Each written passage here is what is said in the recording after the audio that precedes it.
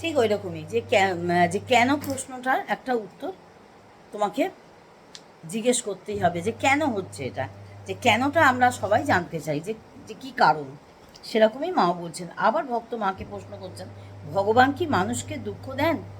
মা তখন বলছে, এই যে তোমরা দুঃখ পাও এবং ভগবান তোমাদিগকে দুঃখ দেন কেন, এই অভিযোগ করে থাকো, তার কারণ এই যে তিনি বিপদ দিয়েই বিপদ দূর করেন। দুঃখ না দিলে যে তিনি তার দিকে নিতে পারেন না। বাপ মা যেমন চর মেরে ছেলেপুলেকে অসৎ পথ থেকে সৎ পথে আনার চেষ্টা করেন, ভগবানও সেইরূপ তার দিকে নিয়ে যাবার জন্য দুঃখ দিয়ে থাকেন। কত সুন্দর তিনি ব্যাখ্যা দিচ্ছেন দেখো। কুন্তী দেবী শ্রীকৃষ্ণকে বলেছিলেন, হে প্রভু, আমাকে তুমি দুঃখের মধ্যেই রাখো, তাহলে তোমার কথা আমার মনে থাকবে। সুখের মধ্যে থাকলে যে তোমাকে ভুলে যাব, তোমরা বুঝতে পারো না, তাই মনে করো মঙ্গলময় করুণাময় ভগবান বুঝি বা অমঙ্গল করছেন, তিনি বুঝি নির্দয়, কিন্তু তা কিন্তু নয়। আবারও ভক্ত প্রশ্ন করছেন, ভালোবাসার স্বরূপ কি? ভালোবাসার স্বরূপ কি? মা আবার বলছেন, যে ভালোবাসায় ভগবানের স্মৃতি জাগায় তা ভালো। যাকে বলে ভালোবাসায় তাকে পুজো করা। তাছাড়া যাকে প্রেম বলে তা প্রেম নয়। যাকে প্রেম বলে তা কিন্তু প্রেম নয়, সে হলো মোহ। যা ভগবানকে ভুলিয়ে দেয় তা মোহ মাত্র।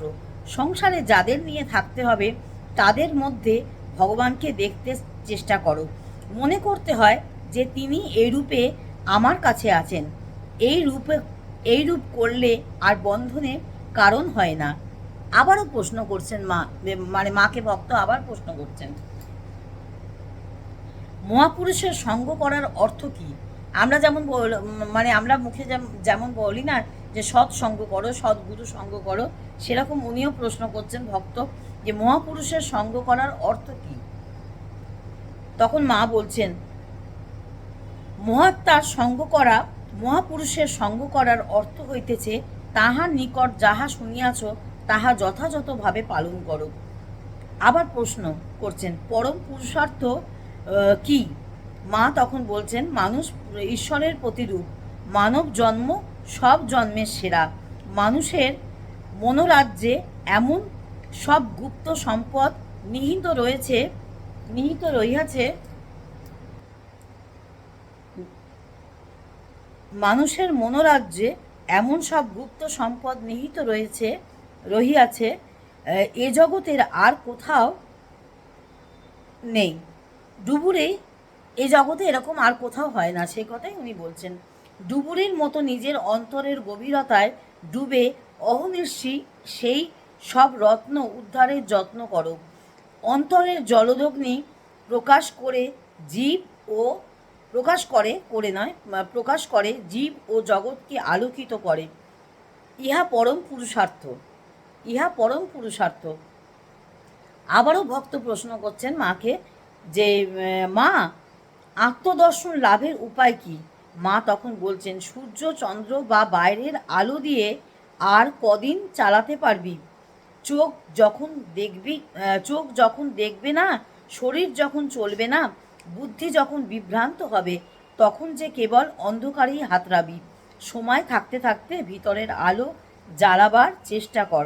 মনের চুল্লিতে আত্মবিচার বা নামের আগুন ধরিয়ে দে। সাধু সঙ্গ, প্রার্থনা, উপাসনাদির বাতাস দিয়ে সেই আগুন সতেজ রাখ। ক্রমশ এর জ্যোতি স্থির হয়ে যাবে। তখন সে আলোতে ভিতর বাহির আলোকিত হয়ে আত্মদর্শনের পথে সুগম করে তুলবে। আজ বন্ধুরা এই পর্যন্ত। আবার পরবর্তী ভিডিও নিয়ে আসবো। ততক্ষণ সঙ্গে থাকো, সাথে থাকো। রাধে রাধে, জয় গৌর, জয় নিতাই।